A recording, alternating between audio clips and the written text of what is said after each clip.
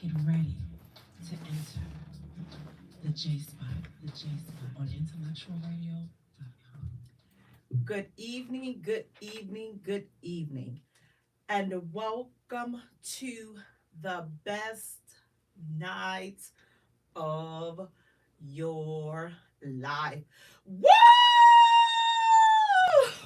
Guys, thank you so much for tuning in. Welcome to the J Spot. Want to thank you all so much. Please do me a favor, you guys. Go to our page and like our page at the J Spot. Go right ahead to YouTube, like and subscribe to our channel there, the J Spot Radio. Go to our Instagram, like and follow us there, the J Spot, JAYE. For all three, listen, you all turn on the notification bells for all of the platforms. Hey, family. Guys, thank you so much for joining me and allowing me to spend a tiny portion of this evening with you all, guys. We have an amazing show lined up tonight. We're going to talk a whole bunch of bull junkie. Listen, let me all look. These celebrities have been cutting up, okay? Now, listen, if you all have been following this Diddy situation, you all know it is a hot, foolish mess. A hot, foolish mess that is taking place. All of these secrets about everybody is coming out. So I'm like, this is a circus. It's a circus right now going on. I don't even think, again, I'm still waiting for them to get to the root of what this man is actually in jail for. They're saying that, the bottles of, the baby oil, and they've discovered they're bringing in some pairs of high heels and all kinds of ammunition, for handguns and things of that nature and rifles and all of this other stuff. My thing is this. Before we go jumping again and saying this man is guilty and doing all this other foolishness, okay, you may have found all of that stuff. First of all, is it his? Can you prove that it's his? And then also, is it registered? This stuff may be registered. I just would hate to believe that this man is a mogul, a multi-billionaire. Wasn't he a billionaire? Well, a multi-something. He wasn't poor, broke, and starving anymore. I just refuse to believe that all these businesses this man has started, he did not take the time to get his firearms registered. I just refuse to believe that. I refuse to believe that he's able to do all of this stuff, trademarking this. Listen, taking ownership of all this music. I just refuse to believe that he forgot a small, tiny detail such as going and getting his firearms registered. So, you're going to have to come up with a little bit more than that for me, for a businessman of that stature. But we're going to keep our eyes and our ears to the ground and to the streets, because this stuff has gotten foolish. And again, I'm still waiting on what this man is really in jail for. Now, listen, speaking of foolish and what this man is in jail for, you all listen.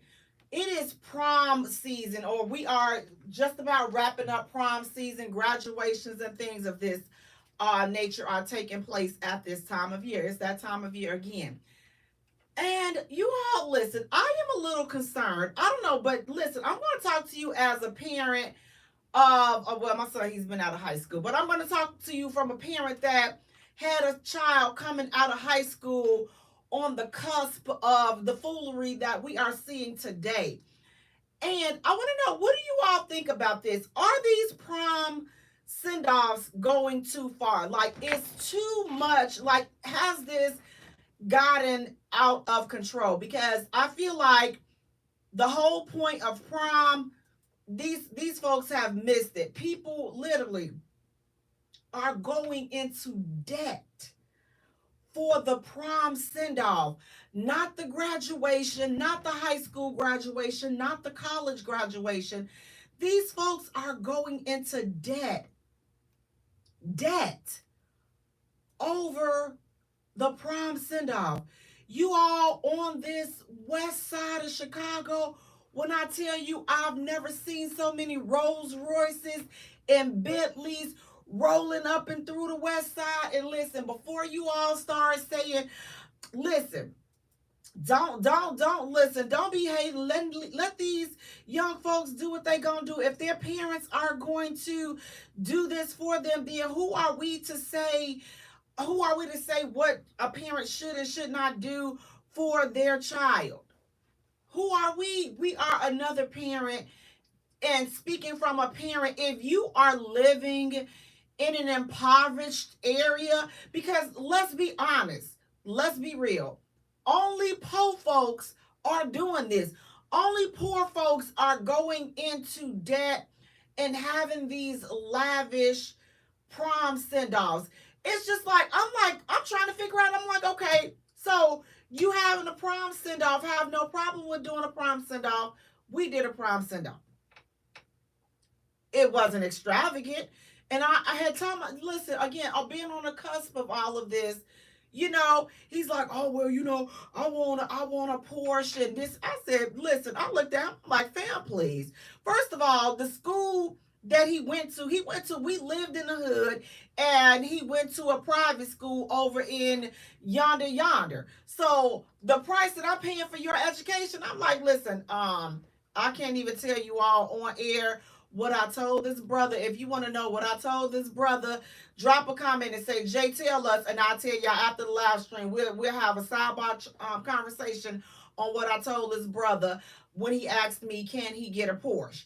But the school that he went to, and I was explaining to him, I said, listen, you're only going to see that over here. When you get to school, you're going to be, if I was the type of parent to give into the, they only live once and this and that. I'm like, well, listen, I don't go by that type of thinking, because I'm just like, listen, graduating from high school and going on prom, that's just the beginning. We're looking forward to so many more big moments where we're supposed to do this and go out. But your prom, high school prom, 17, 18 years old, this is not the occasion to do all of that. Like, we're going to do something nice and you're going to have something fun and it's going to be a time to remember. But I'm not jumping on board with all of this foolishness, trying to live and spend above my means for 5 or 10 minutes and to take a few pictures. And then now here we are. He's graduated from high school. He's graduated from college. Who even cares? Nobody even remembers what happened at the prom send-off. But some of these same people that are doing this, you're going to be spent, in so much debt. Listen, I've seen Rolls Royces, Porsches, Maybachs. I've seen these people having Camels. But the thing and the picture that I saw that kind of like had my mouth just wide open, and listen, I'm floored. I'm like, what? This Houston teenager, he showed up with $100,000 in cash for his prom. And it said he showed up flexing on his prom, at his prom, with $100,000 in cash. And you see all the adults around him as he brings all of this money out of the book bag. And, I instantly thought, you know what? Can I slap? No, let me take that back. Not slap. Can I smack every last adult? Let me slap his mama. Let me slap his daddy, her drug dealing baby daddy, or whatever. Is she a drug dealer, a hooker, whatever? Let me slap all of these adults that thought that this was a good idea for this young man to bring $100,000 in cash to prom, and then you are posting that on social media. I just want to know which one of them thought that that was a good idea. We have to do better. I'm so tired of this. We gotta flex. Flex for what? Who gives a F? Like, flex for what? Listen, flex for what? That's the problem. It's like our self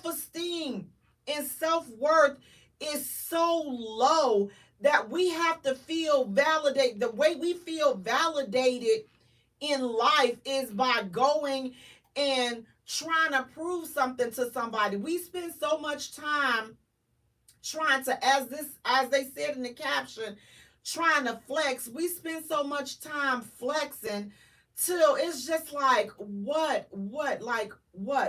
really? So now you see in the comments of this young man's post, people are saying, well, yeah, oh, thank you for telling us where this is, where he is, so we can pull up on him. Like, you've made this young man a target to be hurt, because having $100,000 in cash in the hood is like dangling a piece of steak in a lion's den. It's like, what's gonna happen. I'm gonna flex. Yeah, my boy finna flex. That's the stupidest thing that I have ever heard. Parents, we have to do better. We have to be the voice of reason. We cannot be giving into everything just because, well, that's just what these kids are doing today. That's what they do today. That's just what they do. So we can't be all old fashioned. No, I'm not saying be old fashioned, but I am saying being wise. Where is the wisdom? We want to be our kids' friends so bad. Nobody wants to live and operate in wisdom. Nobody wants to say, you know what? No, that is a ridiculous ideal. That's ridiculous. It's ridiculous for you to go to these car rental places. You owe your light bill and your gas bill. You have a past due balance on a bill, yet you have the audacity to go to a car rental place to try to rent a luxury car, and then you get mad at them, at the workers at the car rental place, when they refuse to rent you a luxury car or rent you a vehicle, any vehicle at that point, for that matter, because you have a past due balance on your bills. Imagine that. So you mean to tell me you ain't paid the light bill, you ain't paid the gas bill, you got a balance on both of those bills. They need the bills to identify and verify your home address. So you bringing them the bills. I don't know why you didn't think that they would look and pay attention to the bills, but they did. So now you're upset with them. You think they tell you, we can't rent you a vehicle because you have an outstanding balance on your utility bills. And then you have the audacity to get upset with these people and try to curse them out. What they got to do with what me, that's my business. What I owe the light company or the gas company, that's my business. What they got to do with you? How is that any of your concern? You just said that you needed to be able to verify my address. This is my address. Well now. So you thought it was a good idea to go and try to rent a car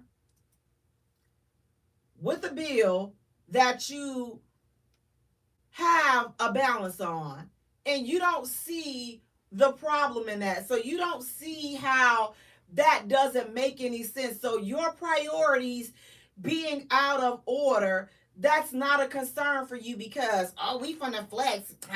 My baby finna flex on these such and such as my baby finna flex. Listen, ma'am, go flex a payment plan with the light and the gas company so that your utilities can be caught up with. And that's part of the problem, as I said, that we have to get out of that type of mindset, because again, that's only in the hood. That type of behavior is only in the hood, that we think about that's what's important, that's what we're going to do. That's the biggest thing that we need to be worried about. We out here, we got to flex on this person, we got to flex on that person. Listen, can we do less flexing and more prioritizing? Like, if this is what we're teaching our young people, and then we're the first ones to holler, we putting them out when they turn 18. Why on earth would you put your child out at 18 when they don't even know money management? Why don't they know money management? Because you haven't taught them. You have sat there and you have reinforced the crazy notion that spending all this money that you don't have, tapping out, borrowing from Peter to pay Paul, and then borrowing from Peter and Paul to get all of this crazy stuff, that's what you're teaching them. But then when they turn 18, and then you ready to put them out because, oh, well, we thought it was a good idea for them to go and have this lavish prom send off, but now that prom is over with, what is your child doing after prom? Are we going to college? Are we going to a trade school? Like, what's next? And if we are, all of that money that was spent for the prom send off, now here's the deal. Now it's going to be a problem, because when your kid goes off, if they go off to college in the fall, a lot of them won't make it past the first semester simply because of the financial burden that it is. Listen, it is very expensive to go to college. So listen, my families that are sending kids off to college, especially if these are first generation kids that are going off to college, listen, first of all, salute to you all for, and congratulations to your children for making it this far and crossing that milestone. But what I want to prepare some people, because I was shocked when, listen, all of this stuff, back then you were just buying books. When I was in college, you just buying the books, listen. And that ish was expensive back then. But let's fast forward to today. That stuff is ridiculous. The books, listen, you can pay $400 for a book. Listen, let me drop a free gem that my son used. Listen, I don't get no sponsor, but I'm not gonna gatekeep no good information like this. Listen, if you are a college student and you need to order your books, you can go to chegs.com. They are a good resource, a good avenue for children, college students, to order books. And let me tell you something. When you are ordering them books, baby, used books will bless your entire spirit, okay? Listen, also order early. If you know the classes, as soon as you get your schedule, you need to get on there and start ordering your books so that you can have your books. And that's when you get the used books real quick. You got to be the first one, like, to be on it, baby. My son used to be stalking them dog. He used to be stalking Chegs and something else. I forgot what the other site was, but I know the main site that he used was Chegs, and I'll definitely drop that in the comments. But that's chegs.com, and you go there, and that's where you will order your books off of Chegs. And again, like I say, now you can sit up there and, oh, I don't do nothing used. I don't do nothing secondhand, baby. Bye. Okay, listen, my son was on there looking for them books, the used books, because again, a new book could be $300, $400 to purchase, but a used book could be $100, $150. So it just depends on what subject the books is. But my point I'm making is, these things are expensive, and a lot of kids don't get to come back for a second semester because it's so expensive. All these things, so your financial aid or whatever, grants, loans, scholarships, all that. Once all that is said and done, you still have to get the supplies for your classes. Listen, these key codes. Oh, we talked about books. Now we're not even going to talk about a key code that, if they even use this ish, if your class has a key code, tell your kids, if their class has a key code that they need, and that's the for us old school parents that don't know, like, Jay, what the heck is a key code? The key code is to access a book that's online that a lot of the classes may have when the book is online, or the course, they have something that is online. So you need the key code to access that. Now, what I would say that the trick of, and those key codes can be expensive, $250, $300 for the key code. And then you be ready to slap somebody when you find out that your kid, they didn't even use the course online. They didn't even use the online book that you done spent $350 for that key code. So you be ready to slap somebody. So here's the thing. You want to wait until, tell your children to wait until that professor says that they are going to use this. And then you may also want to reach out to the professor or the teacher's assistant and see, like, yo, all of this stuff that you have on here, are we actually going to use this stuff during the school year so that you don't be spending all this money on these books and stuff?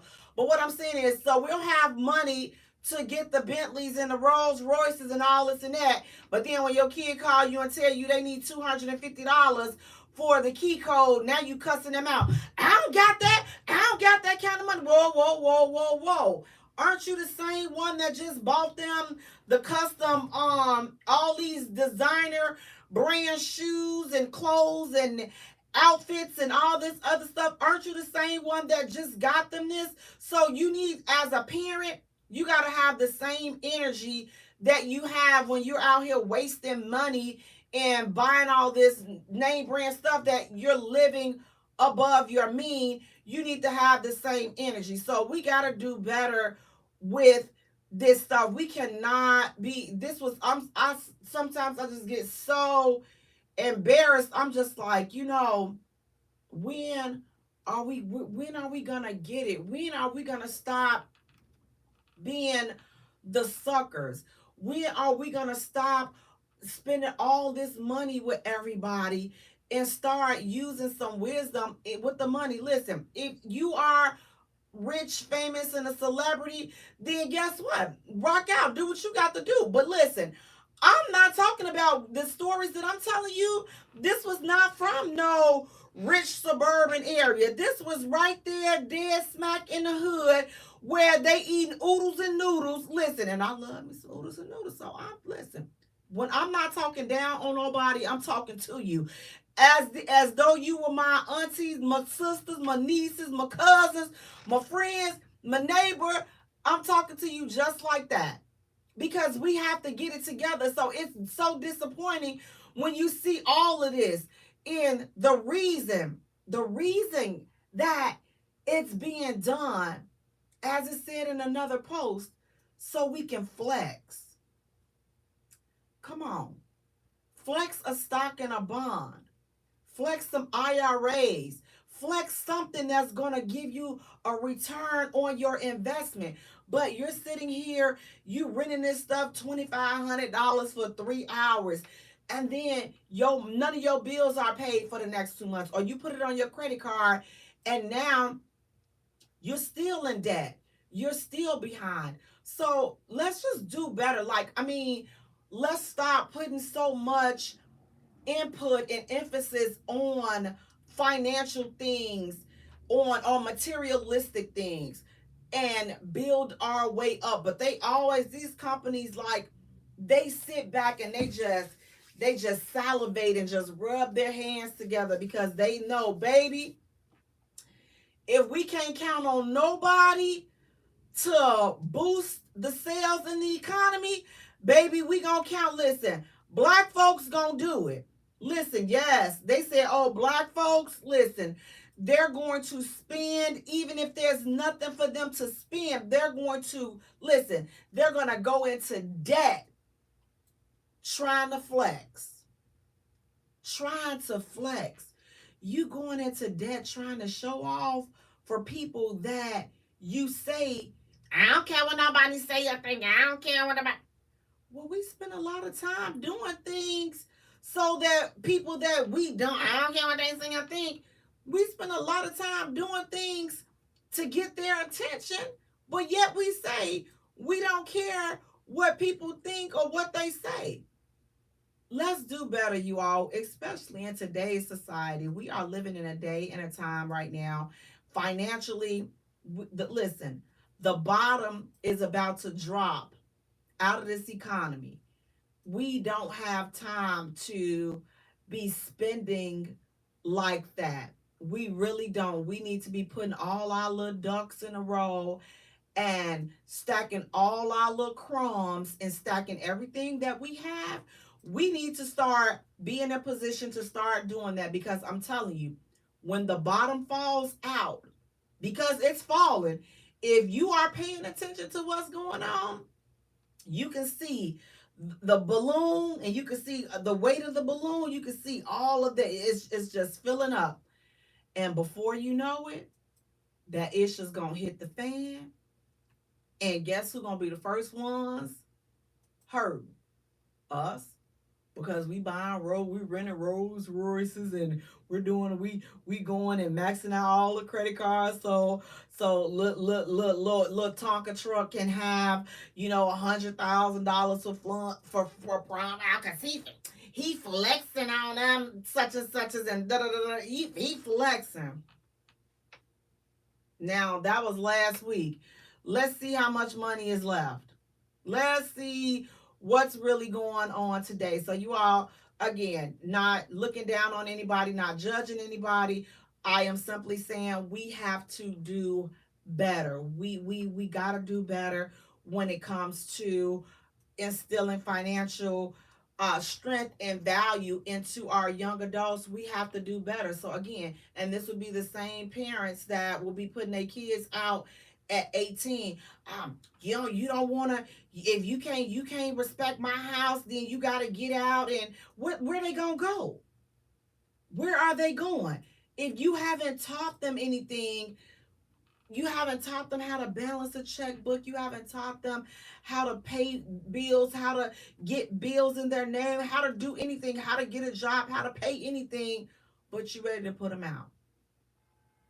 You all, we have to do better, okay? Because again, this is just not a good look, the way that we are carrying on and doing things. We definitely have to do better, because again, all of this stuff that we got going on, it's too much. It's too much. Now listen, speaking of too much, you all, sometimes, I'm just gonna say sometimes, okay, y'all just I struggle from time to time. But what do you all think about this? This man says that he's married and he's sick. He needs a kidney transplant. Okay? Now this is a good one, you all. And his wife is a match. But his wife says she got scared, and now she does not want to go through with being a kidney transplant donor to her husband. So now her husband is upset because she refuses to donate her kidney. What do you all think about that? What do you all think? The wife is a match for the husband. The husband needs a kidney transplant. He is on dialysis. His wife is a perfect match, baby. And she says, I'm scared. I don't want to donate my kidney. What are your thoughts? Is the wife right for not wanting to? I mean, what do you guys think? Is the wife right? Does she have a right to say, you know what, listen, I'm scared. Yes, even though I know this is life or death, like, man, my husband needs me, but I'm afraid. I am afraid. I don't want to give my kidney. Hey, Leo, how you doing? She says, I don't want to give my kidney. I'm afraid. Hey, I said it. How you doing? What do you all think? Is this wife entitled to give her kidney? Is she obligated? Let me say that. Is she obligated to donate her kidney to her husband? Or should he do what he's doing? He's on the waiting list to find another possible match. But his wife is clearly a match. And he is upset because his wife refuses to donate her kidney. As a spouse, what do you all think? Would you donate your kidney to your spouse if they needed your kidney, like, and you are a match? Would you save their lives? Because a lot of times it's definitely life or death. I mean, a lot of people can live, years on the dialysis machine, but it is definitely a lengthy process. It's definitely a tiresome process for a patient, and it definitely takes a toll on a patient mentally, physically, and emotionally. It does take a toll on people. But would you be upset if your spouse said, you know what, I love you, but I'm afraid, I don't want to get cut, I don't want to go through that ordeal? Or would you stay married to your spouse? Or would you guys, if you want to talk to me, 708-223-8953, 708-223-8953. Is this wife wrong for saying, you know what? No, I don't want to give my kidney. I don't want to. Leo, you're saying, well, she don't want to. That's her choice. Like, I don't know, like, okay, so I have a few different answers for that. First of all, I need to see what type of husband has he been to that point. Because if he's been a bastard of a husband, you cannot have been a bastard and then come ask me for a kidney. No, sir. No, you cannot. You cannot have been out here cheating, running around. You are for the entire streets. The entire streets. And now you want my kidney. So you want my kidney. So let me get this right. You want my kidney so that you can go over here and be with your side chick Sheila. Is that what you said? You trying to tell me you want me to take my kidney that's resting properly in its rightful place? This is the kidney that the Lord above gave me. So you're meaning to tell me you want me to take this good kidney that I got, okay? You want me to take and give it to you so that you can continue to slither and slide in these streets. So you're cheating, okay? You cheating. And you want my kidney. The devil has lied to you, sir. Karma has come your way. And who am I to step in the way of karma paying you back? Can somebody say yes? Okay, listen, that's the first situation. Now listen, if me and my husband, we loving on each other, big, baby. We loving each other for life. We doing this thing the way that marriage is supposed to be. I got a kidney, you got a kidney. That's just how it is. If I'm a match, you got it. Because it's to death do us part. You got it. Listen, this kidney right here, we rocking out. We're going to rock out together. I got you. You got this right here. We got you. I got your back. I got your back. If you a good husband and you doing what you're supposed to do. And we have a great, solid relationship. But I would have to listen.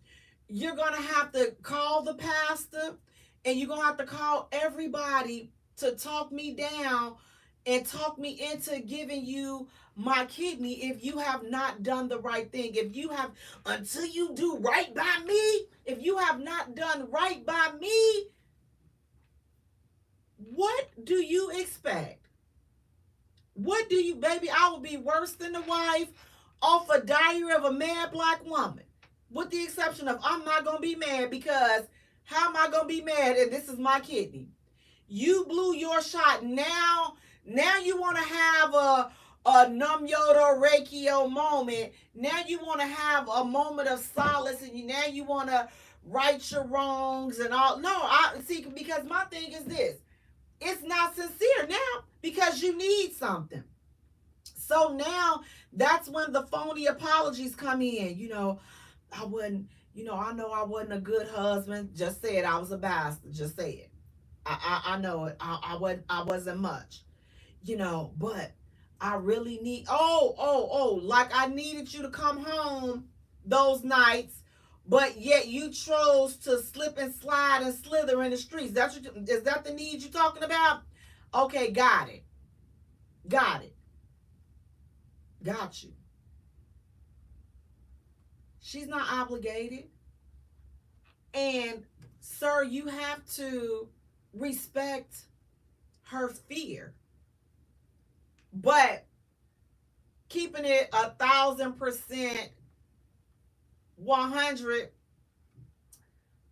95% of me, even if he was a bastard of a husband, because I know my mouth and my heart, they sometimes they be on, like, my heart and my mouth, they live two different lives. Like, my mouth is just like my mouth is Rough Rider, but my heart and my mouth does not match at all, because my mouth is just whoop. But then once my mouth done said it, then my heart be like, you look, you already know. Come on, just go on, call the people and get. Then I'll be giving a kidney.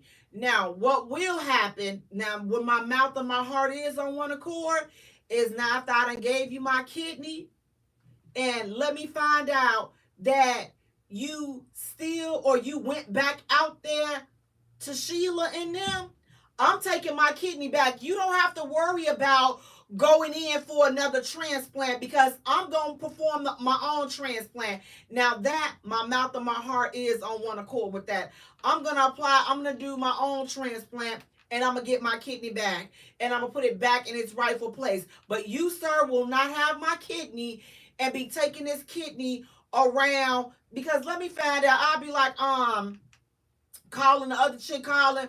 She be thinking I'm calling to talk to her. You want to talk to Randy? No, I want to talk to my kidney, Wayne. Where is my kidney? That's who I want to talk to. I don't want to talk to this lying sack of trash. Let me talk to my kidney, because my kidney is the only reason why he's alive to be snoring and playing up in your face. It's my kidney. Listen, I'll be bringing it up every chance I get. He out here acting crazy. Baby, look. You can leave, but the kidney got to stay.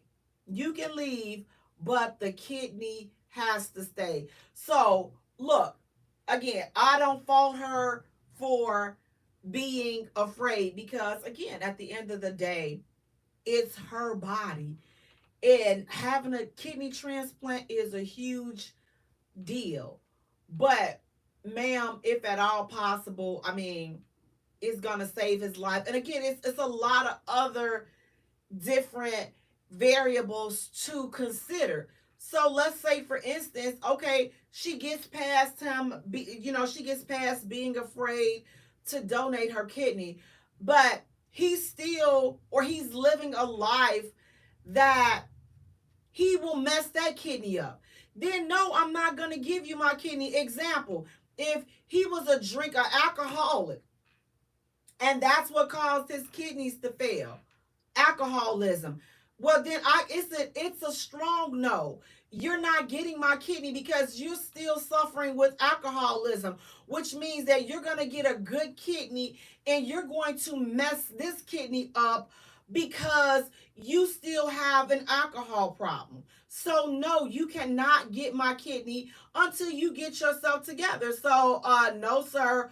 No, thank you. You will not be drinking and soiling my good kidney and all this alcohol. No, you will not.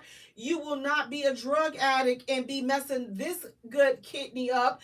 That's why your kidney has failed. Now, if it was some type of other health condition that sprang up and you're like, man, I never knew this, was some type of issue that runs in the family or something. If it was something that you did not do to your own body, then listen, we can I'm on board. But again, if it's something, or if it was something as a result of something that you did, maybe you were a past alcoholic or you did drugs in the past or whatever, but 20 years later, you're clean and you got yourself together and all this and that, and now all of this has sprung up on you as a result of you not taking care of your temple in the past. Would I be open to that? Yes, because you're no longer doing it. I mean, like, unfortunately, you snorted or took a sip too many back in the day, and now that cost you your kidney. But again, I believe that you deserve a second chance just like anybody else. But if you still tossing it back, you can look somewhere else. You will not get nothing from, listen, all I can do is pray for you and pray that because listen, when you go to have the dialysis, listen, and they tell, because when you go to dialysis, they tell you what to do, what you can drink, eat, and all this stuff, and they tell you what not to do. So you up in here in dialysis, and they're ciphering out, and baby, listen, the whole machine, all the fluid come out brown. Like, it ain't even supposed to be brown. Like, what's that? That's all that liquor. See, they're ciphering out liquor. You ain't ready. You're not ready for no new kidney. You are not. You will not be marinating my kidney in that Hennessy or whatever else you be drinking. Not mine. You're going to have to find you some. Listen, find you somebody else to play with and knock the attitude off. But at the end of the day, it's each person's discretion. But I'll say this, make that decision, but I say pray about it and just listen. Make sure you praying and not listening to listen, because as you got this side and this side, and I'll tell you, know which voice is talking to you, because like I say, the voice right here that tells me, listen, I wouldn't give that raggedy bastard nothing. This has got a loud voice, because sometimes the right voice is over here. Give it to him. Don't. It's the right thing to do. Just give it to him. And then this will be like, no, you don't. That's yours. It ain't your fault he messed his kidney up. It's his. Listen, let him deal with it. If the Lord decide to turn the lights off on him, then it's the Lord's will that be done. Listen, that be that voice over here, baby. That voice be loud. Now, speaking of loud, what do you all think about this? Now, this is a controversial statement. I'm going to say it right here. It's a controversial statement. But I want to know what you all think. This lady says that women with multiple baby daddies are trash. Yes, she did. Yes, she did. You heard me correctly. This woman says that women with multiple baby daddies are trash.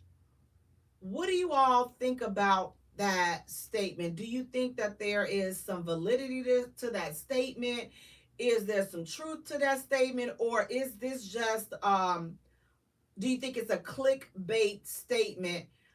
What do you all think about this? Because when I saw that, I was just like, oh wow, like when did we get to the point where, man, we stay dogging each other? We like, listen, this internet, there is no chill whatsoever. There is no chill. Like, I mean, women are going against each other, the men are going, like, there is no chill in this internet realm.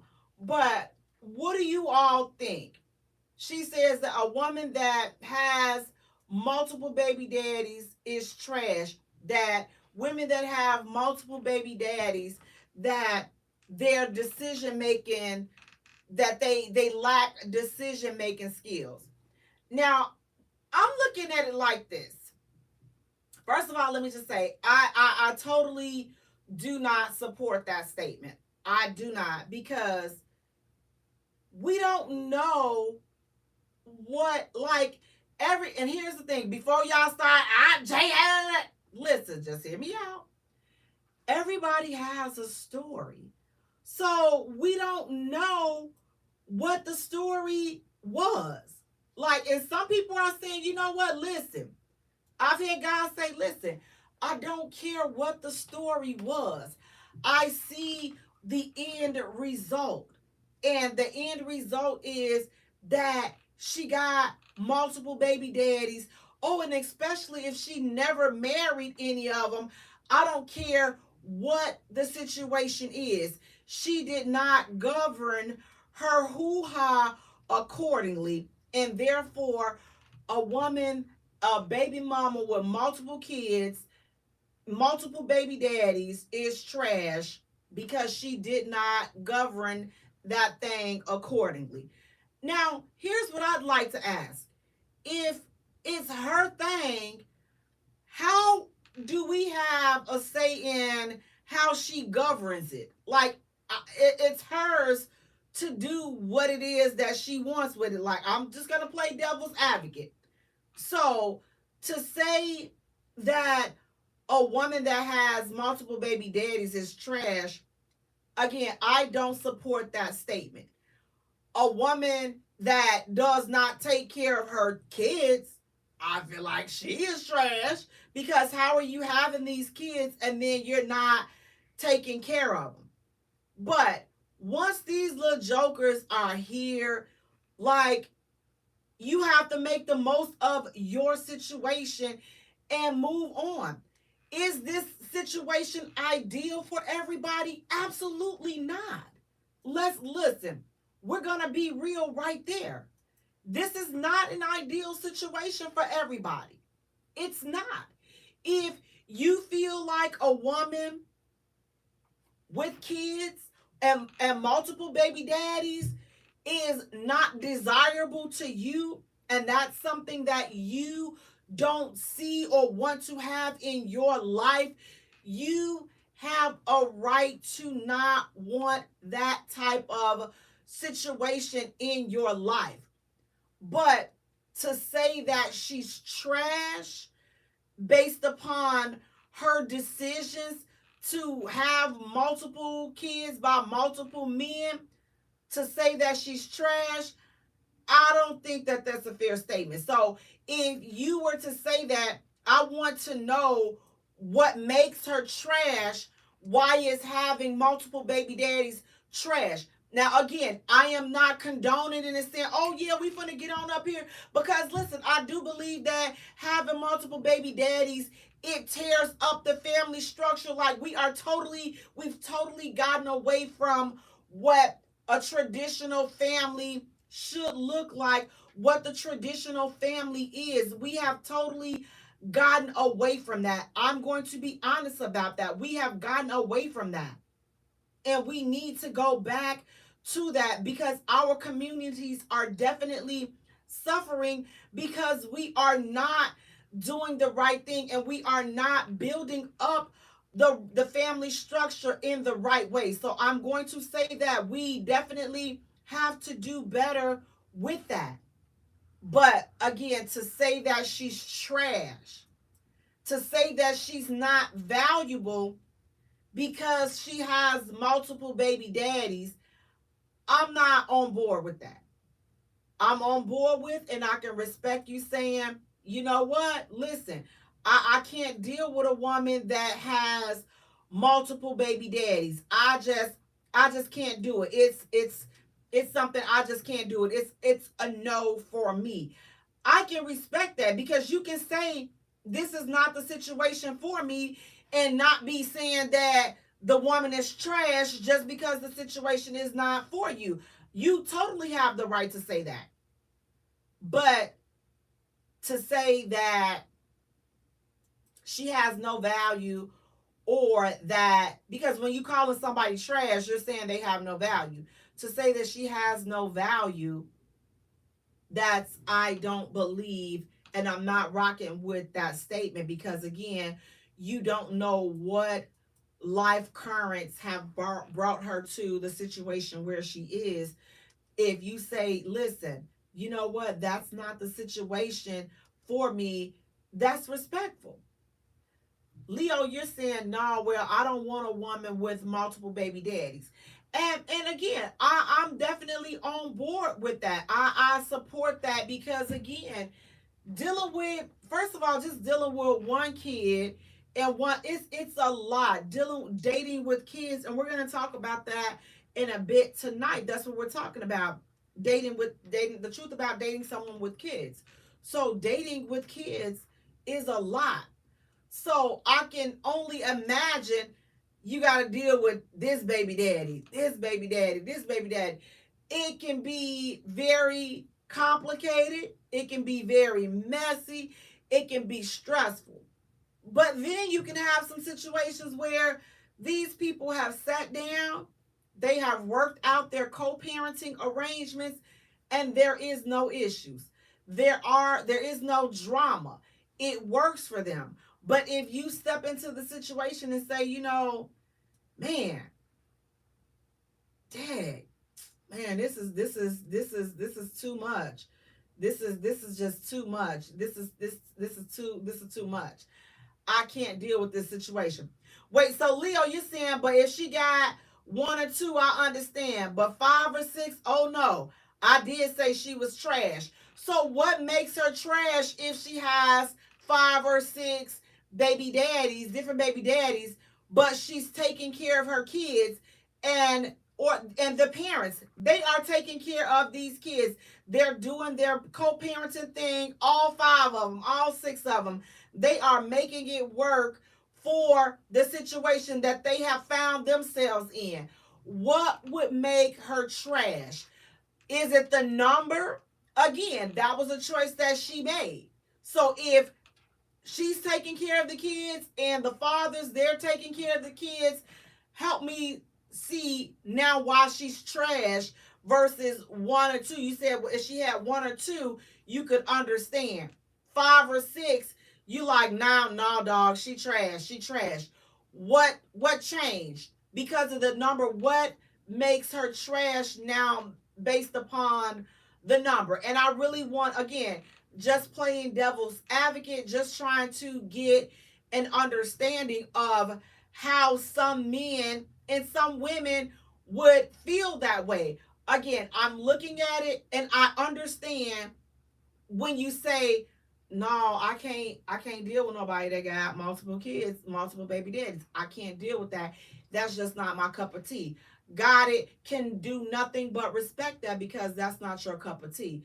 But when we go and say she's trash, she doesn't have any value because of the number of men she chose to have children with, that's where I'm kind of confused at as far as why would that be the case? Why would the number of men this woman chose to procreate with, why do we say, and why is society today saying that she has no value and that she's trash because she made a decision to let whoever skeet in her, she let all these men that she decided to let them, she made that decision. And then after that, when their kid was born, they all stepped up to the plate. And whatever situation that they have going on, they have it going on, but it works for them. So are we saying, let's say this, are we saying Nick Cannon is trash? Because Nick Cannon got like 1,000 kids by all these women. Are we saying Nick Cannon is trash because he has free community? Baby, listen, he will drop a load and be on the next 5 minutes, he's somewhere else, revving it on up and dropping another load. Are we saying Nick Cannon is trash? Because why can Nick Cannon go and have all these multiple different baby mamas and he got some kids the same age? Listen, you have more high profile men that have more baby mamas than you do have, women that have more baby daddies. So if we really think about that, name two celebrity women that got a ton of baby daddies. Name two celebrity men that got a ton of baby mamas. I can name three right off the top of my head for the men. I can't name any woman. I don't know any woman celebrity. Now drop it in the comments. What celebrity woman has multiple baby daddies that you all can think of? What celebrity woman has multiple baby daddies? And let's drop that in the comments. What celebrity man can you think of that has multiple baby mamas? Let's drop that in the comments, guys.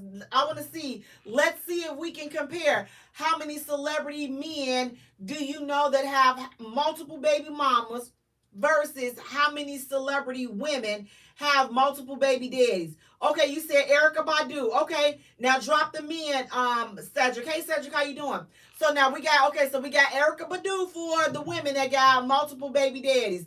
I forgot all about that. Okay, so we got Erykah Badu. Okay, so for your Erykah Badu, okay, you got Flavor Flav, you got Nick Cannon, you got Cam Newton, you got who else? Nick Cannon, Cam Newton, and it was another one. Oh God, I forgot the other guy. That it's right on the tip of my head, but it's like three of them that they have all these baby mamas. Versus, okay, so we got Erykah Badu. So thus far, we got just Erykah Badu that we're saying that she got the multiple baby daddies. So the rest of them are all men. So we can name 4 men right now, celebrity men that have multiple baby mamas, but we don't see these type of posts or statements being made about the men that have all these baby mamas, but we're constantly bashing baby mamas. So if we gonna bash the baby mama's whole setup, that whole situation, can we make it an even bash? Like if we bashing baby mamas, can we find the baby daddies and send them some bash somewhere as well? Or is this just gonna be, oh yeah, a woman that got multiple baby daddies, yeah, she trash, she trash. Okay. Again, I can respect if you say that, you know what? Look, she a woman with multiple kids, again. She ain't that's not my cup of tea right there. I can't get down with a woman that, you know, that has multiple baby daddies. I can't get down with a situation like that because I'm just not comfortable in that type of setup. Would a man be wrong for saying that? And I say absolutely not.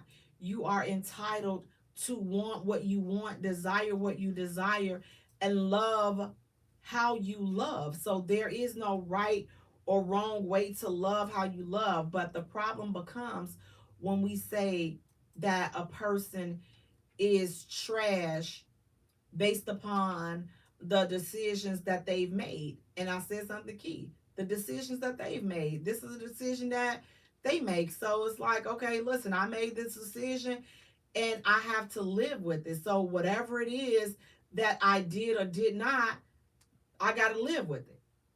I have to live with it. But to say that, oh well, you know, well now since she got all these kids and she got all these baby daddies, she trash. She trash because she got all these baby daddies. Again, I don't believe or support that statement, but I will say and I will believe and I will support if a man says, you know what, listen, that just ain't the situation for me because that just seems like it's a whole lot going on over there. And to be honest, sometimes it can be a lot going on over there. It just depends on the people and what they got going on. It depends on that whole dynamic. But to just flat out say a woman is trash because of the number of baby daddy she has, I don't think that that's an accurate statement and I don't support it. But again, drop in the comments, drop the number of drop the names of the celebrity women that have multiple baby daddies versus the celebrity men that we know that have multiple baby mamas. And let's see something. I want to see something. Guys, we're going to take a short musical break. And when we return, we have more hot topics to get into. Stay tuned. You don't want to miss it. You're listening to the J Spot, where we are strengthening relationships and families, one conversation at a time. Yeah, guys, it's ridiculous. I'm like, we out here just cutting up, baby. Hey, How you doing? I'm okay. Hello. Yes. Hello. Hopefully, I got everything situated. I think I do. I think Thank you, got it. I think I do. This move.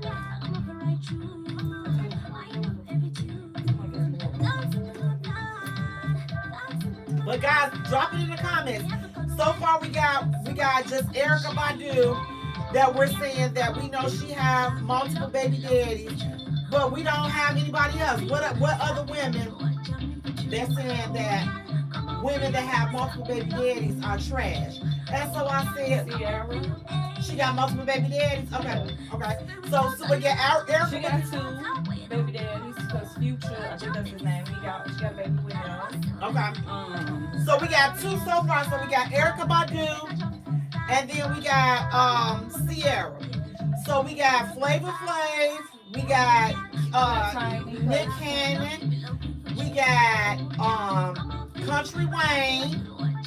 We got Charlie Lowe, Flavor Flav. and who else? They got all of these kids. So Charlie Lowe, Flavor Flav. The one that wasn't Charlie Lowe, Flavor Flav. You said Nick Country Cannon. Wayne, Nick Country Cannon. Wayne. Yeah, it's a slew. So what I'm saying is, it's a slew of men that the Puff Daddy. Yeah. They said, look, so it's a slew of men that have a bunch of baby mamas versus we struggling to try to find the women, and these just celebrity women we're saying, that have multiple baby daddies. But listen, guys, again, to each his own. Like, again, if that's not your cup of tea, you definitely entitled to feel that way. Welcome back to the J Spot, where we are strengthening relationships and families, one conversation at a time. Guys, it's me. Now look, sitting next to me, we have esthetician Hey. Chandler, Ooh. mother of a group of cool dudes, Hola. and a little lady. Hey. I need you to bring that. I'm gonna try that. And the mother of a little lady.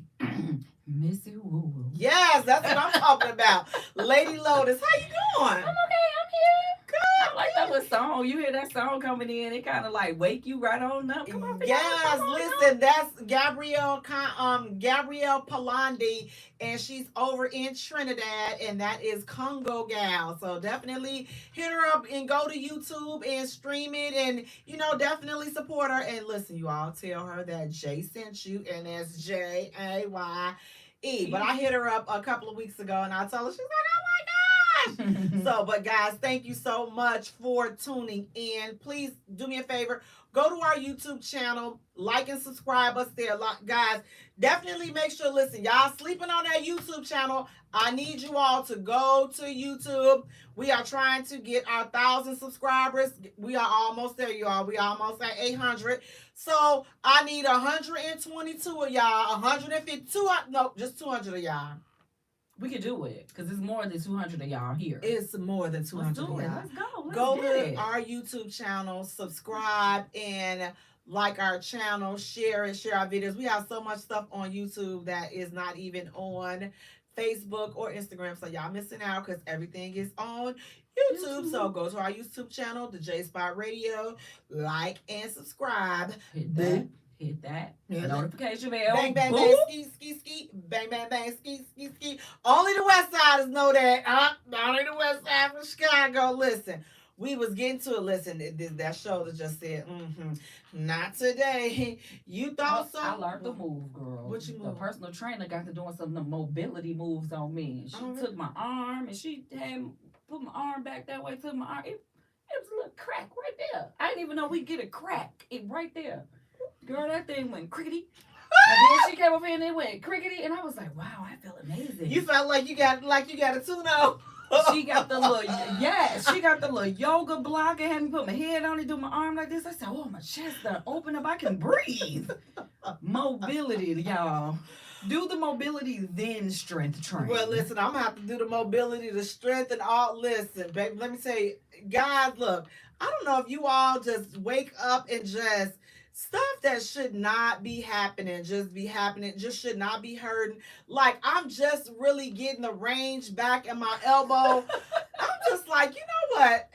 This is some foolishness. I did not hit my elbow on anything, but my elbow had been hurting for like 3 weeks. The bad thing is it go from one thing to the next thing. So as soon as your elbow feel better, the Something ankle else, go. right. My neck, my back and my neck. This is some foolishness, but you know what? I'm going to go ahead on and lay on somebody's table and give me a massage. I'm going to give me a real massage. I don't like all that.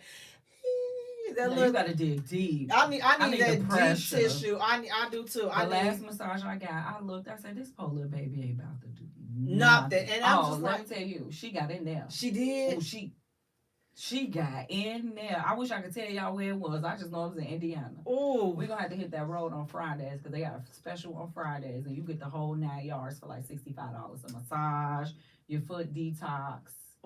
Yeah, we need to do that. I do, because I'm just like, I know I need definitely a great massage and with deep tissue. But and it's like, now I'm kind of a weird massage customer because I'm a massage therapist, so I know how I like my pressure. So that be the only part supposed to be at.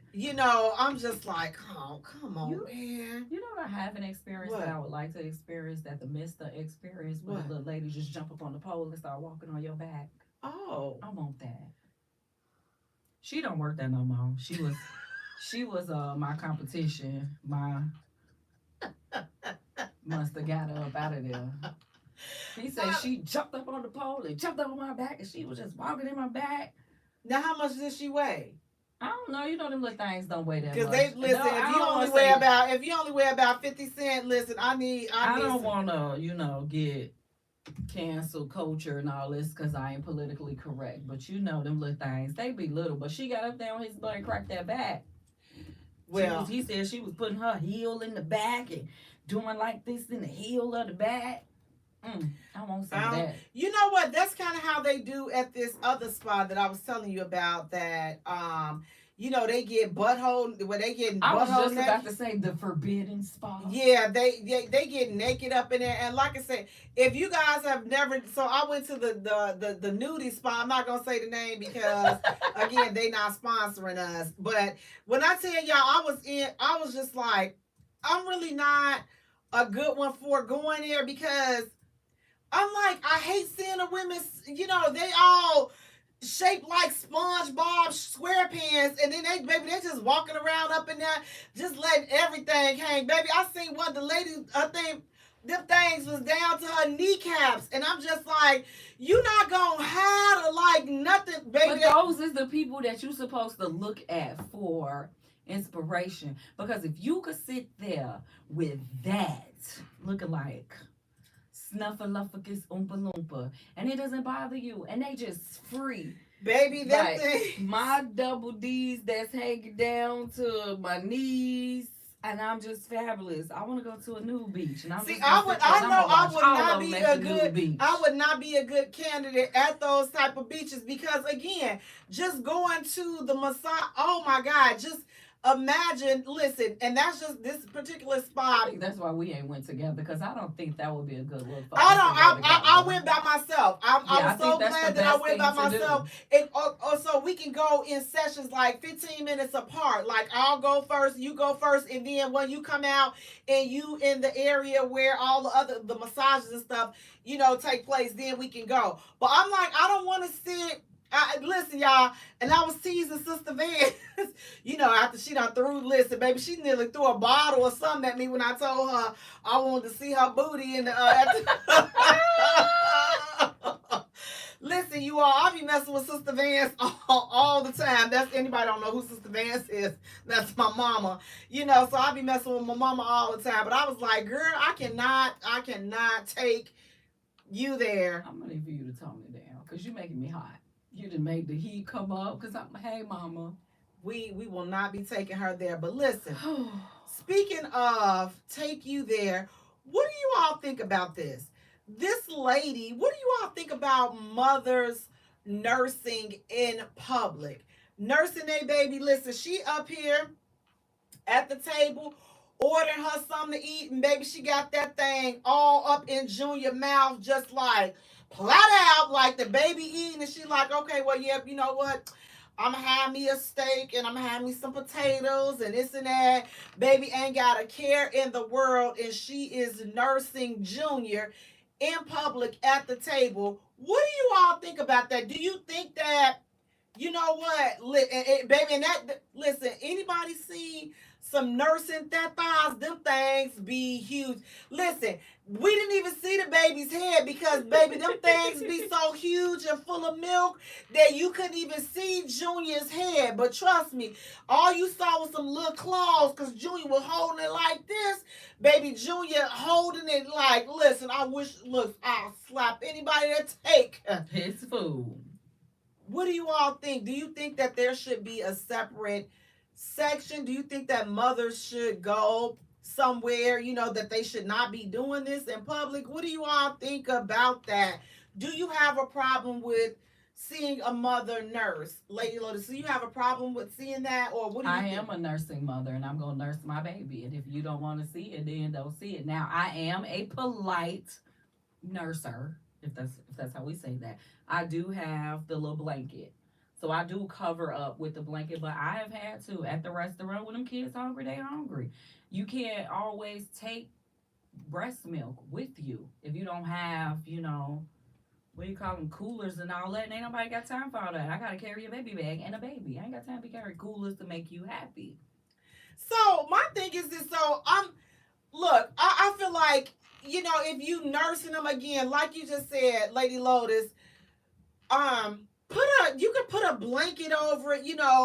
I don't want to see. Listen, I have saw some dirty ones, and I don't know. I'm like, ma'am, you didn't even clean it off before you. And Junior don't care. Junior is used to Junior the like thing tasting like Newport and Cools and all. Just tasting like whatever it tastes like. But I'm just like, so you just gonna sit there? I mean, can you warn us? Because listen, I was a nursing mother as well, and I already told you I nursed to this brother bit me, and then that was it. He was on his own forever, forever. So, and I did not feel bad after he bit me, but I did always carry a blanket, and I did like go out. Like if I went, I would try to sit to the side, but I never busted open and just plow. Just here you go, bam, right there. We doing it. I never did that because I didn't want people looking at unless you was tipping.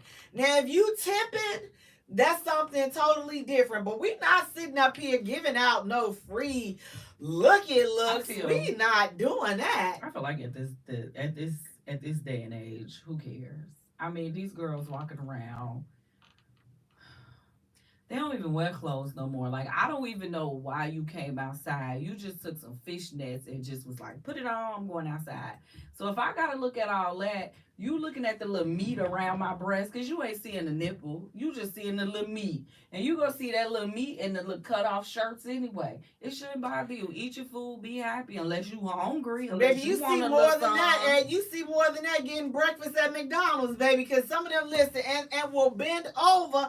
I'm like, did you see the thing at the airport? Mm-mm. She was at the airport with a little green dress on, and all you see was pancake fat cheeks, little cheekity cheeks. She didn't have on no panties, no shorts, no nothing. If she had on some panties, baby, them panties was up in there.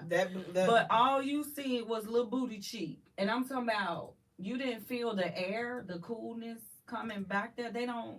And It's it like should we be, don't it care. should be, it should We be don't definitely care. be a cover. You should be a protocol for what you can and cannot wear on the airport on these Oh, planes. you Because didn't- I'm so tired of them. You didn't hear about Spirit? What they You say? can't go to Spirit dressing how you want to dress no more. I'm glad They done changed that. Ain't no scarves. Good. There are no, for you proper people, I know how to say there are no scarves, but I like ain't no scarves. Ain't no bonnets, no house shoes. I'm like, I've seen some of this. Don't touch my scarf though. If I get on that plane, I will put my scarf on, depending on if I'm like this. Once I get in my seat, I am wrapping my hair. Right, that's one I thing. have gone to the airport with rollers in my hair. No. Early morning flight. I got my flexi rods in. I got my flexi rods in. We gonna cancel this sister right here. I got somewhere to be when I get there, and I ain't got time to be curling my hair. And the flexi rods is in. I'm on the plane. Nope, gonna cancel her. Cancel me. We're not. Now, I ain't doing coming it. with my pajamas on. I do have really nice plain outfits. It's usually some cut up jeans and a nice long shirt. I got my blanket and my pillow because I am going to sleep. See, I'm gonna tell you, I'm not gonna tell y'all where the destination was. But it was a couple of, and y'all know, y'all been in the airport, but I'm walking and I'm seeing all I see is bonnets. Spirit. No, it wasn't Spirit, but I'm saying where they all was going, it was this flight boarding this place, and I'm just like, they want to get their butts. Was they on their way to Miami? Miami was one of them. And then the other place, I'm just like, and I'm on the same flight, and I'm just like, oh God, this is going to be a very interesting flight because everybody had on house shoes. I cannot. I see some pajamas. I'm just like, so you just got up out the bed and just said, oh, okay, let me go catch this. I guess that's the I'm catching flights, not feelings era. That's the I feel like I'm blaming school. I'm going to blame the schools because when we went to school, we had to dress accordingly. No midriff shirts. Our shorts couldn't be above the knee. Mm-hmm. When I dropped that little child off at school, when I tell you these kids all got on jogging pants, raggedy jogging pants. They got on pajama pants with Crocs and the funky socks. The little babies got on the little girl had on booty shorts and it wasn't even that cold outside. I said, how? So it's like, of course, it all started at home, but it's also the other places that we go. So if there's we got to act a certain way in all these other places, then I'm going to just dress how I want to go to the airport and you ain't got nothing to say. From what you just described, that's all at home because if you seeing this at school, that means there is an adult still over you. So an adult. But they let them walk out the door like that, but the school should have said, no, you can't come up in here like that. You got to go back They home. bought the clothes. That's what I'm going to revert back to the original source of the problem. It was the parent that bought the clothes. In this day and age, you do realize that the parent ain't always buying the clothes because I done seen the little girl swipe the thongs at the store. And then you now, have those up in there. These babies be folding up them clothes and changing their clothes as soon as their mama dropped them off, they changed their clothes or they left out the house before their mama went to work. I'm not. And I've seen that before I'm too. not always everything is the parent fault. But I will say it take all of us as the village to participate. And when you walked up in that school should have said, you can't sit up in here with them booty shorts on. Let's go call your mama. No, because when mama washed the clothes or whoever was washing the clothes, and I saw that Mama in there. don't wash See, clothes it's no more. Ooh, child, who washing the clothes? So that thing grown. Mamas ain't watch. If you we are not. I am sorry, Jay. We are not in the 90s no more. We are not in the early 2000s no more. That's what the problem is. These kids is doing it on their own. That ain't the problem. Again, because we can't afford to stay at home. We all at work. And my mom, listen, my mother We're worked. all at work. My mom worked, but I'm gonna tell y'all one thing. Sister Vance was Inspector Gadget. We don't close. Listen, I'm telling you, I said, and I'll say it again. The only door in our house that we were allowed to have closed was the bathroom door. That was the only door. our bedroom doors stayed open, and I am a firm believer in that. My mother looked through our bags and our book bags and all that stuff. Anything, and I was the same way. I'm doing random checks, just like at some of y'all jobs, they do random drug tests, and They still do that? What you looking for? I don't know, but when I find it, I'll know what I'm looking for when I find it. But just don't get caught in some foolishness. But what I'm saying is, parents, we have to take some accountability for what goes on with our kids. There has to be some accountability for the parents. I'm not gonna say now if the teacher see your kid like that, yes, I'm expecting a phone call.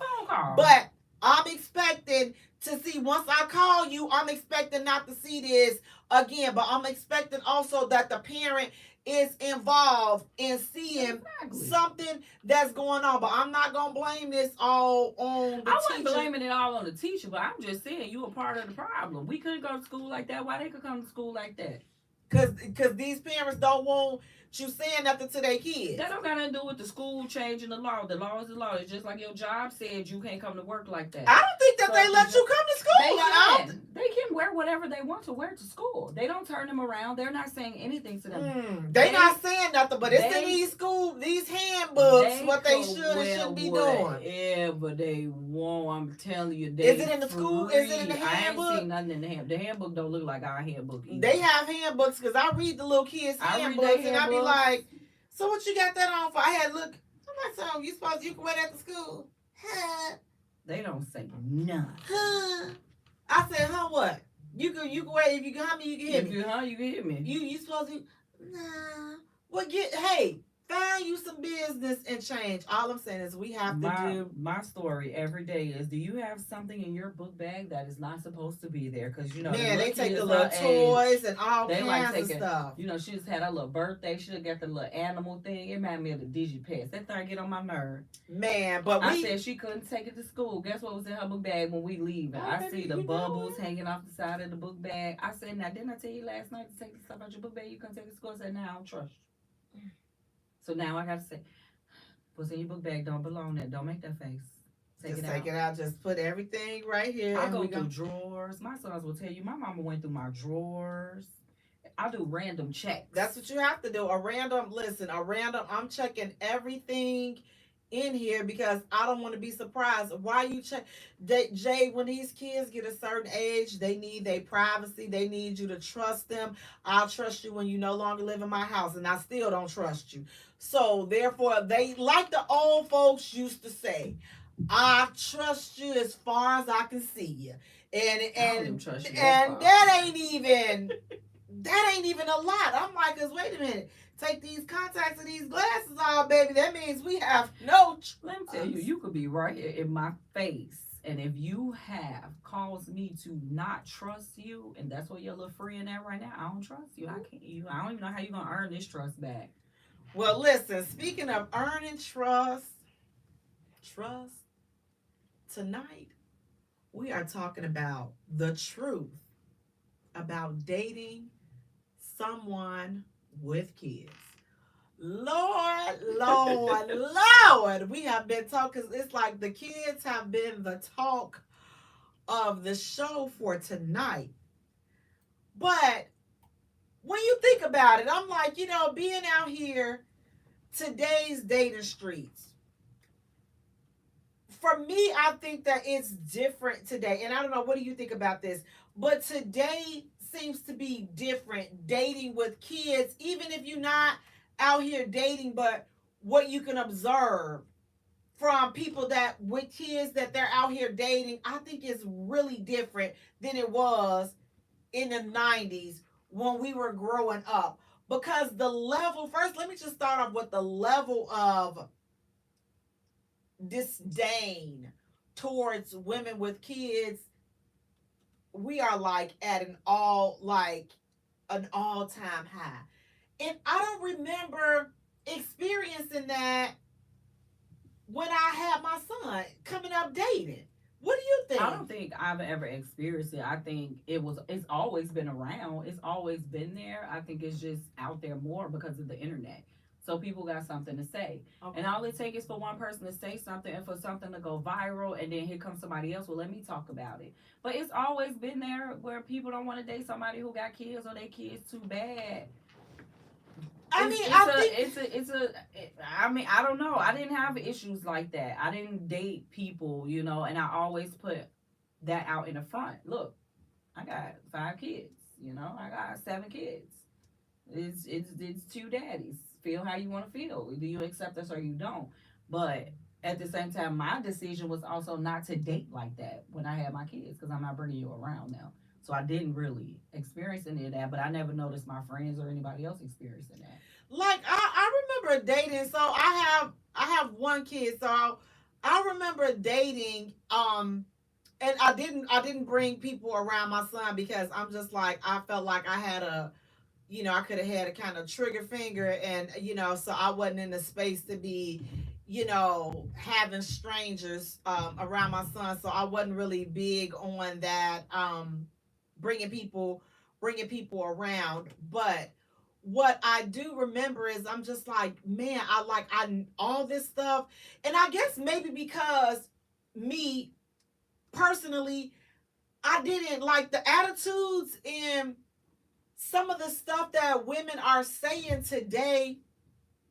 Now, I will admit, listen, I will admit, I was definitely on the jazzy side. My mouth was a little on the slick side. How, A little bit. you know, I said, look, just a tad bit, but I think that it was basically to my friends and in my circle, they would know what I'm going to fall for and what I'm going to accept from a man. true. But by me having a kid, I'm never going to tell you what you should be or shouldn't be. Oh, well, you got to do this for me in order for me to go out. Even though, listen, you all, I'm going to tell you, I thought like that.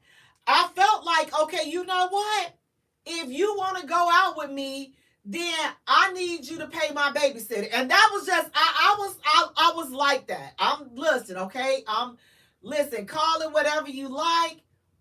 And I got it. But here's the thing.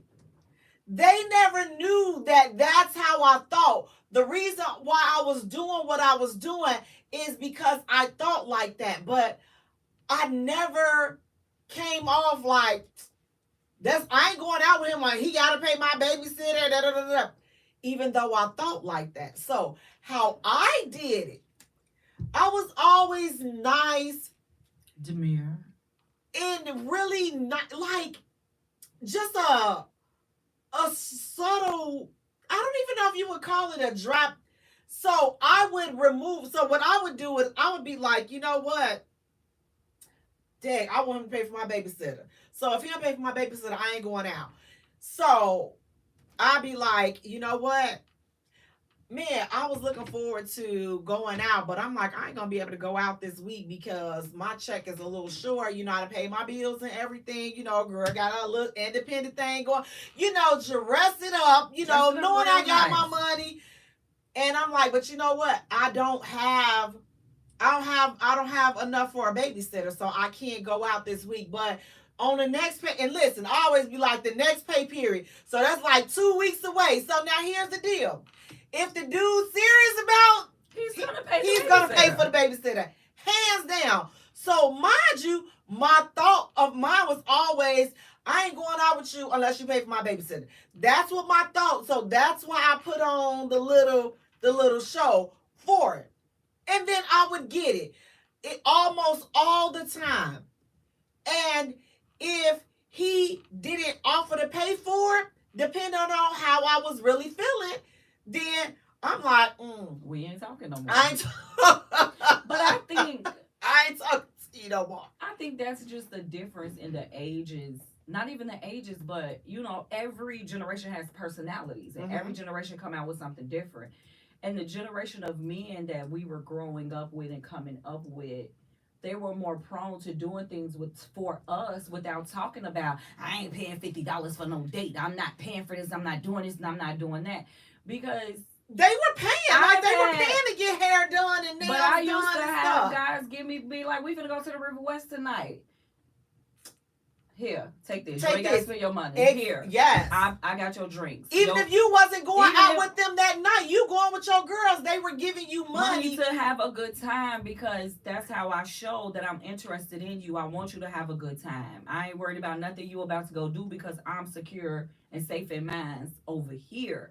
But I think that everything that's different for us today is because these men are a different breed. Yes. I feel like the majority of these complaints and issues and problems are not coming from Gen X. Who y'all like to come at all the time. But I don't think your issues is with Gen X. I think your issues is with yourself and your generation, because I couldn't see a Gen X man acting. I couldn't see a baby boomer acting like this, because the boomers paying for everything. The boomers paying your car note, your rent, what your kids need. Let me get your kids school supplies.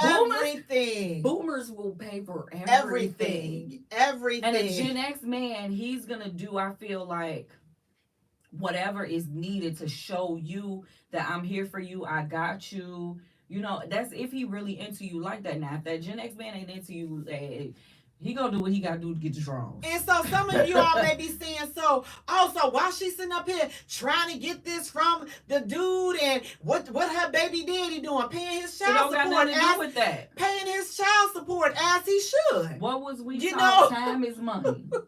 And somebody's time is getting used for me to come and go out on a date with you. Absolutely. And I don't want to pay this babysitter to come out on out my pocket, right?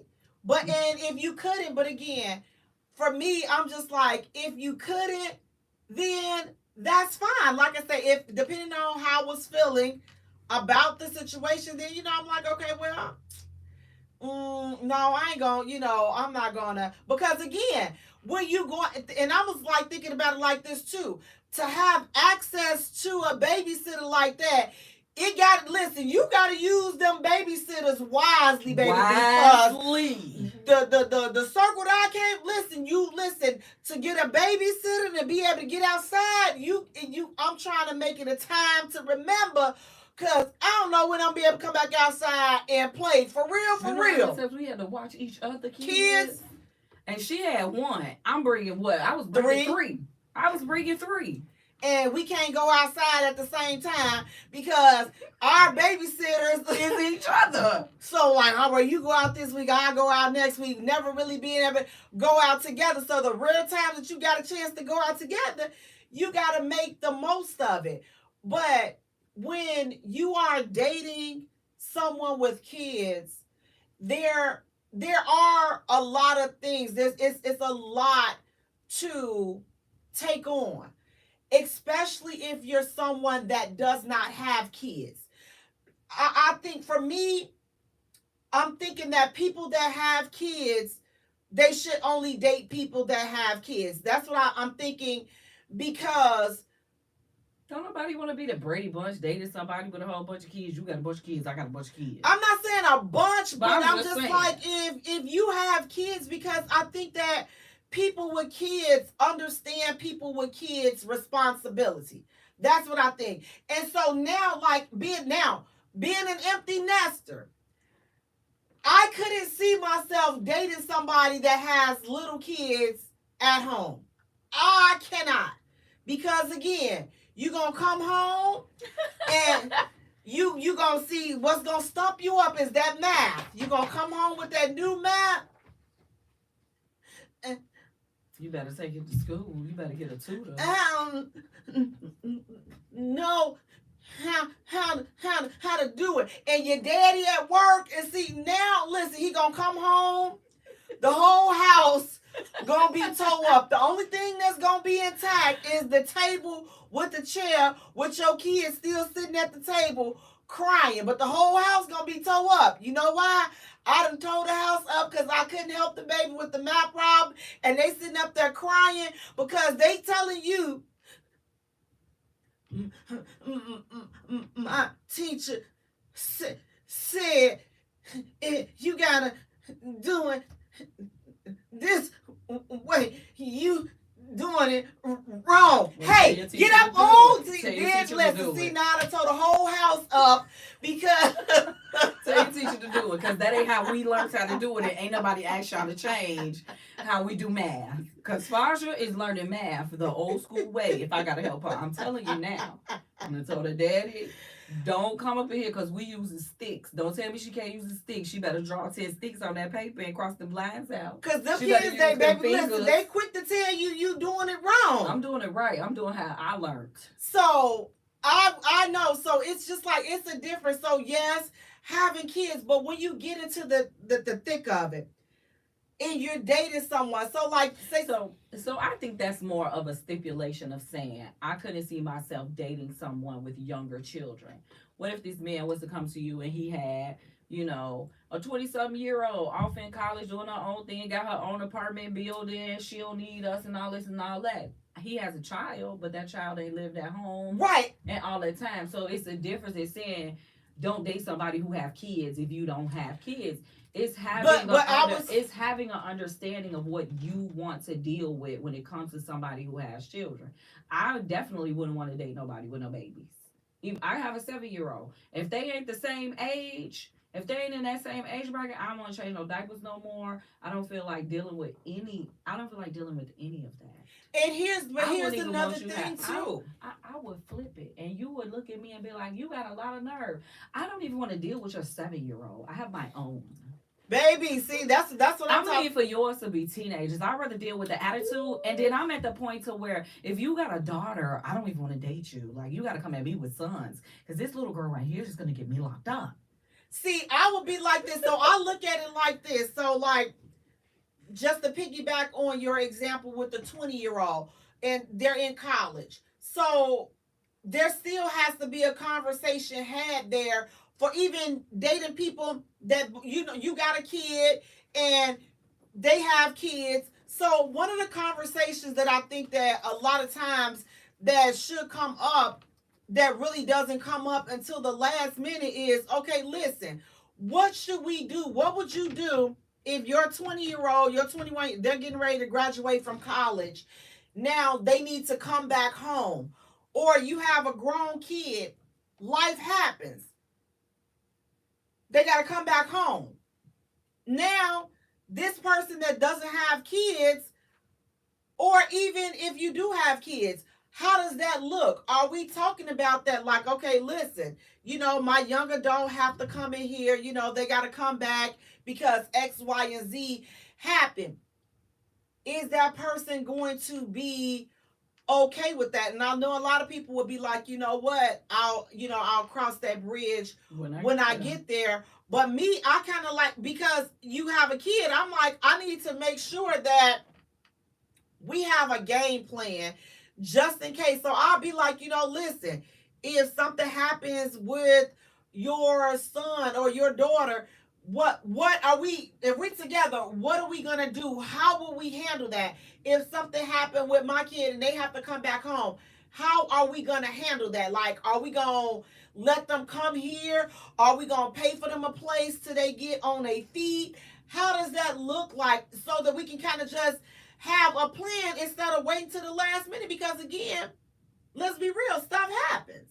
I cross that bridge when I get there. Don't be breaking stuff up. You manifesting things that might not happen. So there's no difference in saying what's gonna happen with your elderly parent when your parent. But that has to be talked about. I ain't talking about.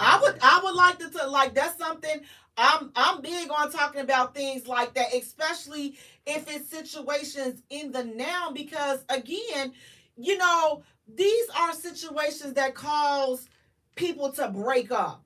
Because we're not talking, my mama coming here anyway, and the wife and the mama don't get along. Now, the wife had no idea that you was going to move your smart mouth mama. Now your mama got dementia, and she still, the one thing she do remember is she don't like your wife. She don't remember nothing about the King March. She don't remember how to make the cornbread right. She don't She remember. she don't like that heifer over there. She and call her a heifer every chance she gets. I guess he about to be a miserable man living in the house with me and his mama. Cause I mean, I feel like all of this stuff is at a given. It's going to happen. It may not happen. It may happen. But when you love somebody, you care about somebody. How you going to tell them if you know they have children? Oh, something happened. Your kid can't come live here. Or the kid in the family can't come live here, or the mama can't come live here. Like, go sit your ghetto self down. If my mama got to come here, then what you want me to do? If my mother has nowhere else to go, and it's the same thing for him. If his mother has nowhere else to go, you about to sit over here and be ignorant and dumb and say she can't come? Your mama better respect me, because if she don't, it's going to be some laxatives in her coffee. And I bet you she be on that toilet all day. And I bet you she gonna learn to leave me alone. Because she gonna be calling you saying she trying to kill me. I ain't trying to kill you. But I bet you gonna be in that bathroom on that toilet and you boo-boo on yourself. Here, do it. Your son go get called and he gonna have to come clean you up. Or you gonna be sitting there in the boo-boo. Hashtag Team Petty. You ain't gotta be ignorant and dumb and angry and mean. God don't like ugly. Karma is a you know what. And karma is definitely... Karma is a you know what. When you get with people, you accept them and everything that comes with them, or you do not get with them. And that is so true. But we still... We ain't talking about it. Situations gotta be talking about it. I'm talking about it. I ain't talking about it. Keep it over there. So when you are out, like when you out and let's say you got some little ones, when do you all think that it's the right time, and how does that look when you go to introduce your kids to the person that you're dating? Do you introduce your kids to everybody that you're dating? Do you introduce your kid only to that person that you see, you know, something, okay, this is going somewhere, I'm going to introduce them? Do you introduce them that at that point? Or are you the person that said, you know what, listen, I like to introduce them up front so that I can just make sure that they could possibly be a match. So if I do decide to get serious, because we got to be honest, all of these people, all of these personalities are not compatible. Like you put your son and your child and your guy together, and it is not a great mix at all. And so now he sees that, because we like to think our kids are just the apple of our eye. Precious pearls. Yes, they are. But all baby, you got Malachi from Children of the Corn. I sure you do. Got and he's Rose, a precious pearl. You got Rosemary's Baby over here. And now you expecting this man to deal with the problem child, and he ain't never had no kids. But you got Reagan from The Exorcist over here. Not Reagan. You know, that's who your kid's personality is the equivalent of Chucky. If that is the equivalent of your children, I don't think you should be trying to date nobody until them suckers is grown and gone. But then they still come back home. But they out the house. They out the house. So though. What do you do? At what point do you guys advise introducing your kids to whoever you're seeing, or are you waiting? Now I'm like, man, you know, it may be a good idea to just do a little impromptu meeting, you know, something like that. Hey, Michelle, how you doing? It may be a good idea to do a little impromptu meeting somewhere in public, just so that it's like as an an icebreaker, and just introduce to the house for dinner. You coming on over here for dinner if you meeting these kids, because you need to see them in their element.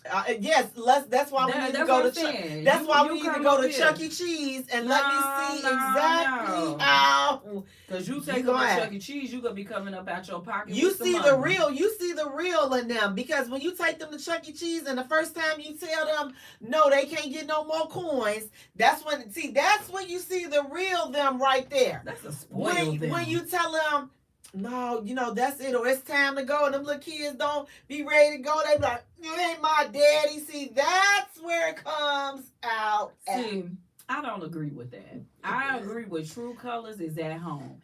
Cause when kids is outside, they stupid, and then they act stupid because it's a new person with you, and they don't think that you gonna beat me in front of this man because you like him. Because then you also have to see my true colors of how I act with these kids. We gonna do this at the house. We gonna set this up.